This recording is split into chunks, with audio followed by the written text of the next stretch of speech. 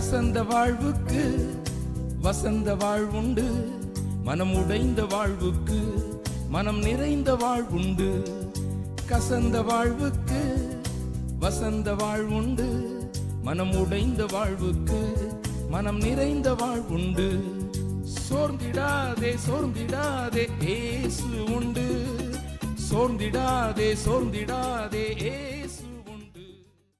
தேவனுடைய நாமத்திற்கு மகிமை உண்டாவதாக. பரிசுத்த வேதாகமத்தில் ரோமருக்கு எழுதின நிருபம் 8ஆம் அதிகாரம் 33ஆம் வசனத்தில் இப்படி எழுதப்பட்டிருக்கிறது: தேவன் தெரிந்து கொண்டவர்கள் மேல் குற்றம் சாட்டுகிறவன் யார்?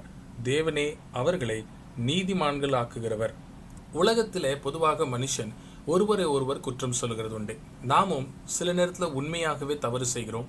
சில நேரத்தில் ஜனங்கள் நம்மளை தவறாக புரிந்து கொள்கிறார்கள். சில நேரத்தில் மற்றவர்கள் நம்மை குற்றப்படுத்துவார்கள் என்று பயப்படுகிறோம். ஜனங்கள் நம்மளை என்ன சொல்வார்கள்? ஜனங்கள் நம்மளை எப்படி பார்ப்பார்கள்? ஆனால் பரிசுத்த வேதாகமம் சொல்லுகிறது, கடைசி நியாயத்தீர்ப்பு, உண்மையான நியாயத்தீர்ப்பு மனுஷனுடைய கைகளில் அல்ல, இது தேவனுடைய கையில் இருக்கிறது. எபிரேயருக்கு எழுதின நிருபம் 9ஆம் அதிகாரம் 27ஆம் வசனத்தில் இப்படி எழுதியிருக்கிறது: அன்றியும் ஒரே தரம் மரிப்பதும் பின்பு நியாயத்தீர்ப்பு அடைவதும் மனுஷருக்கு நியமிக்கப்பட்டிருக்கிறபடியே.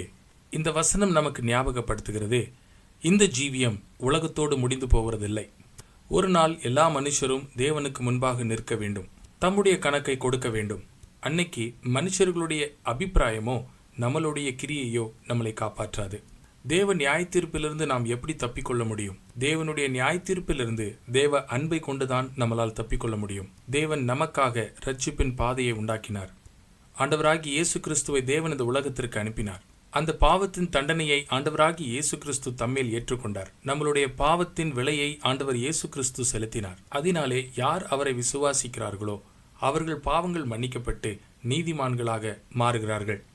எந்த ஒரு மனுஷன் மனம் திரும்பி ஆண்டவராகி இயேசு கிறிஸ்துவை ஏற்றுக்கொள்கிறானோ தேவன் அவனை தாமாகவே நீதிமான் என்று சொல்கிறார்.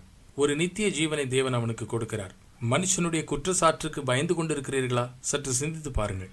ஒரு நாள் நீங்கள் தேவனுடைய நியாயத்தீர்ப்புக்கு முன்பாக நிற்க வேண்டியது இருக்கிறது. ஜனங்கள் நம்மளை குறித்து என்ன சொல்லுகிறார்கள் என்பது முக்கியமல்ல, ஆனால் தேவன் நம்மளை குறித்து என்ன நினைக்கிறார் என்பதுதான் முக்கியம். தேவன் உங்களை நீதிமானாக மாற்றாவிட்டால் நீங்கள் தேவனுக்கு முன்பாக நீதிமான்களாய் நிற்க முடியாது. தேவனுடைய நியாயத்தீர்ப்பு நேராக நம்மளை நரகத்துக்கு கூட்டிச் செல்லும். ரட்சிப்புக்கு ஒரே வழி ஆண்டவராகி இயேசு கிறிஸ்துவின் மேல் விசுவாசம் வைப்பது. ஆண்டவர் இயேசு கிறிஸ்துவின் மேல் விசுவாசம் கொண்டு நீங்கள் நீதிமான்களாக்கப்படலாம்.